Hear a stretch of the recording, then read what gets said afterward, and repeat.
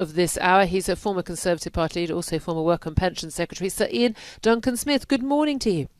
Morning, Julia. Morning. Morning. Lovely to speak to you. Well, let's talk about this exit strategy. This is a crucial thing that everyone's really focused on at the moment. We see 360 deaths were announced yesterday. They've been recorded, obviously, over the weekend period. We know those figures on Mondays and Tuesdays are always much lower, but it was nevertheless the lowest in a month. A tragedy, obviously, for all those individuals and their families, but giving us all some hope that as infection rates fall, hospitalisation rates fall, we're certainly over the peak. The question now is how soon can we all get back to not normal life? We're told there's going to be a new normal, but some semblance of normal life.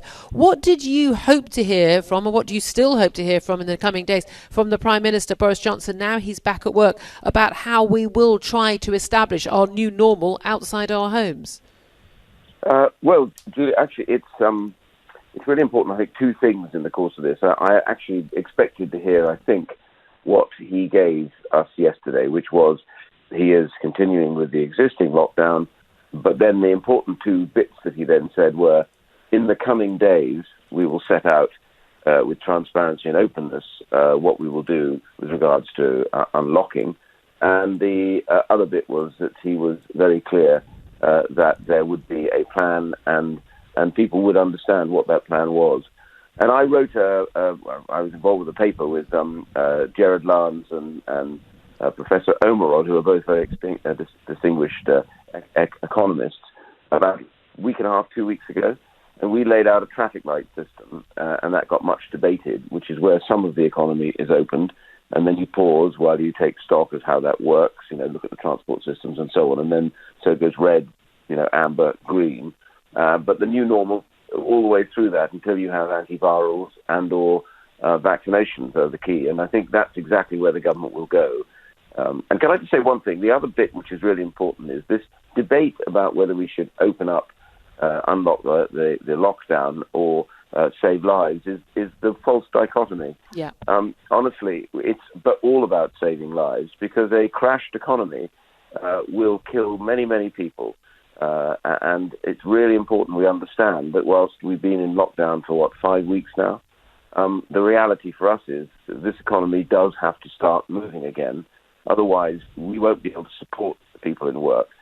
And I listened to the bit that you had earlier on, where I think Matt Chorley was talking about people, feeling content and happy at the moment. Yes, because they feel secure in the sense that their jobs are still there. But of course, if that stops, there's a big different game altogether. Yeah, and so my point is that we do have to start moving very soon to unlocking this lockdown. And this is where we're talking about the difference between a lockdown that is a matter of weeks or a lockdown that's a matter of months and months. We know that there's this massive search now for a vaccine, but we're constantly told, even when every now and then there's some hope that a vaccine, I understand the Oxford University vaccine has been tried on some macaques, and they've seen very strong rates of people not being infected, the macaques not being infected with the vaccine. We're going to get hopeful about lots of different breakthroughs, but realistically we are not going to have a vaccine that's available around the country or around the world before the end of the year. We do need to have to come up with a new normal, and as you say, it's not a battle between the medics trying to keep us safe and the economists trying to make sure everyone makes money. It is both sides pointing this out, that everything is going to be about a balance of risks, about certain deaths now or certain deaths in the future. But that's where it's very much, when we say the government's following the science, and it's what the scientific and medical advisors say. It was pointed out, wasn't it, by Chris Whitty yesterday at the press conference, that actually, these are fundamentally, in the end, they are advisors, and it is going to be a political decision, in the true sense of the word, when we do start that exit strategy. Yes, I mean, the one question I've had from the beginning is, what has been the breadth of advice that the government's been receiving throughout? So yes, it's absolutely right to listen to the science advice and the medical advice. But we also need to understand what the behavioral scientists will tell us about the way that people have behaved so far and the likelihood of being able to keep that new normal going. And the other bit, of course, is the economists. All of these have to balance together to give the government advice about what may happen. And after all, not all epidemiologists agree with each other. You've had spats between the Oxford group and the Imperial College group, both forecasting different things. And many of the epidemiologists at the beginning forecast that this lockdown would take much longer for the effect to be felt of bringing this process down. But the British people have been so brilliant at locking down that actually they pretty much got ahead of the game in a way. And that's meant that we've been able to start seeing this decline, which is really, really important. So we need to have, I think, more faith in the British public, treat them like adults, explain to them what may yet happen, how we may unlock, and then bring them with us on a journey through this process. And by the way, yes, you're right about the vaccinations, and it's some time ahead, so we can't rely on that in the short term. But the other bit of the treatments, which is really important, which may get here earlier, is, of course, the antivirals, which would make a huge difference. And there's huge work taking place on that at the moment, which is really important. Indeed, there's lots of cause for hope, isn't there? When we're looking at what the other European countries are doing in terms of their exit strategies, and of course New Zealand is starting their exit out of lockdown today. Of course, New Zealand, I think, rather different circumstance, given its geographical location and its lack of population density as well. Do you think that one of the reasons why the government is now not announcing the exit strategy is partly because we are 2 weeks behind the curve of a lot of the countries that are doing it in terms of our infection levels, but also because we want to learn the lessons about what does and what does not work, so we can make the right decisions? Yes, that's exactly the point. We are already looking at other countries, trying to figure out what worked for them and what didn't work, even during the course of the process of the lockdown. I mean, France had an even more severe lockdown than we did, and their figures are higher than ours. So there isn't always a correlation. And Sweden, for example, has not gone into complete lockdown, and they're seeing similar results to ours.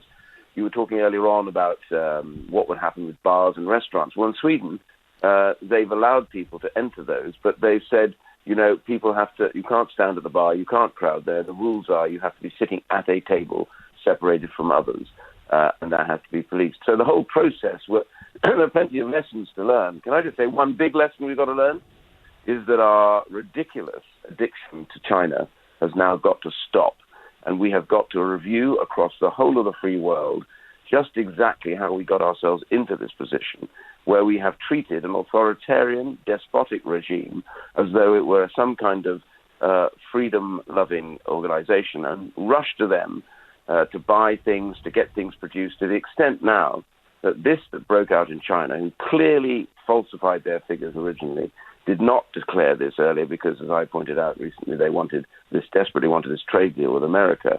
This is a desperate situation, and we now have to look at this carefully. We cannot go on like this. We have to recognize that if a country does not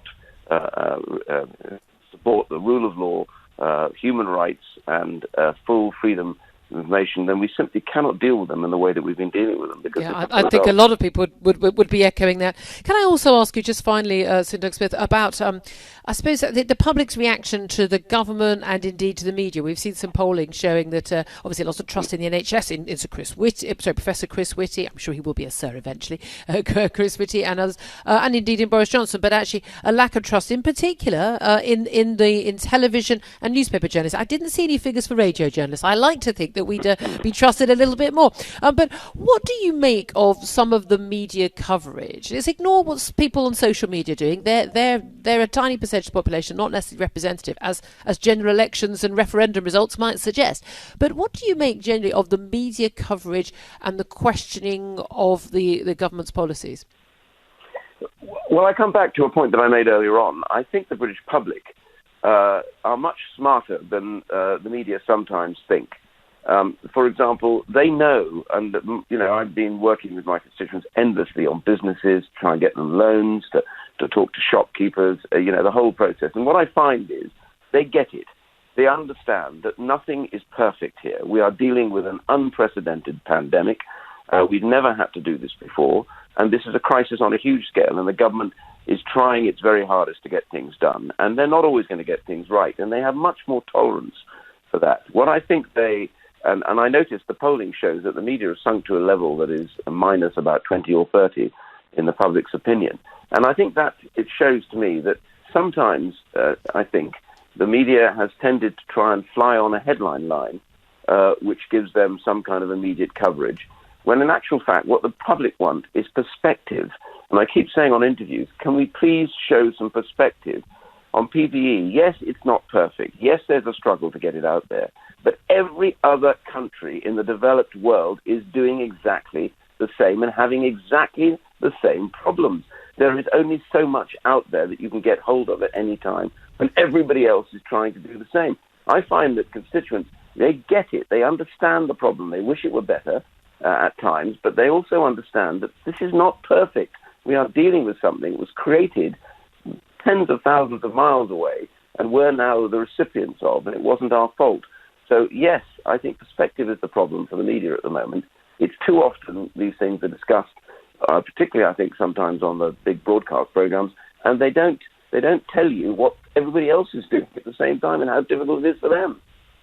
Iain Duncan Smith, thank you very much indeed for joining us. He's the former Conservative Party leader, of course.